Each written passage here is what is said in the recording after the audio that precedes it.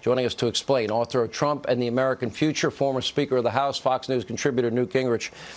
Well, this election's important, but I don't see any changes being made, like, for example, on signature verification.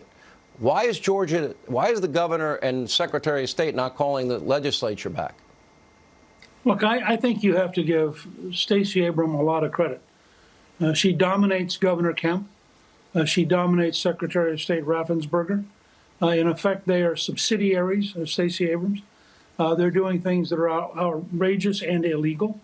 And it's clear the governor should be asking the state election board to bring Abrams in under oath and find out some of her claims, because some of her claims would imply vote gathering, which is illegal in Georgia.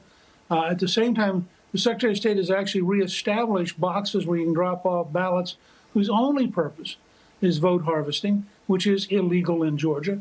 They have not changed the rules on absentee voting, which makes it impossible to find out whether or not the person voted who said they were voting, whether or not their signatures match.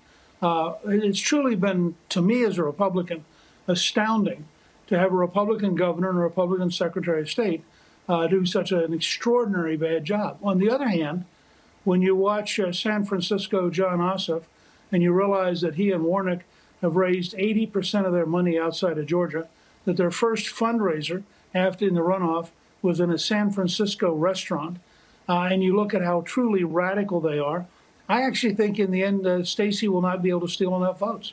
I think that in the end the Republicans will turn out. I think that the swing voters are going to look at how radical Warnock and Ossoff would be, and they're going to think about giving Biden control of the Senate to pack the Supreme Court, raise taxes, add the District of Columbia as a state. And I think they're in the end going to vote against these two radicals. But it is truly a mess. And I frankly hold Governor Kemp and Secretary of State Raffensperger responsible for having allowed this to develop. I was talking earlier about the double standard, the media, 3 years, Russia, based on a bought and paid for Russian disinformation dossier. You can't make this up in a spy novel. Then you've got Robert Mueller's pit bull, Andrew Weissmann, writing in the New York Times that he believes that the next attorney general, if it's Biden's, should investigate Trump and, if warranted, prosecute him for potential crimes, going back to Russia. An obstruction on Russia when it was based on a phony dossier. I read that, and I said on the air today on radio, I said, this 3 years this guy did this. And if that's what they want to do, if Biden ever became president, I'd tell Trump, pardon yourself and pardon your family. These people are based on a phony dossier. Well, look, I think you have to start with a very simple premise.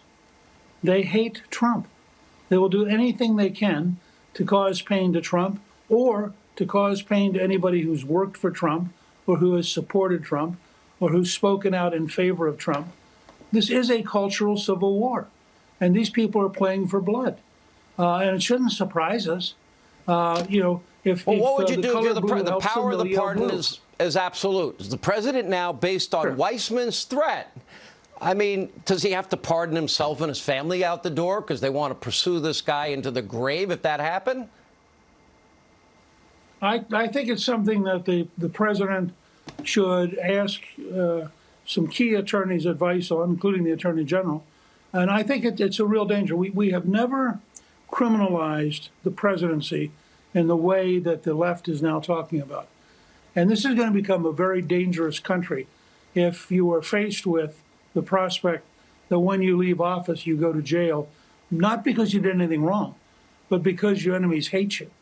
More and more we resemble Venezuela or Zimbabwe or Cuba or Belarus. Any of these countries that are truly third world dictatorships where the elections are totally false and where the laws change to go after the opposition members.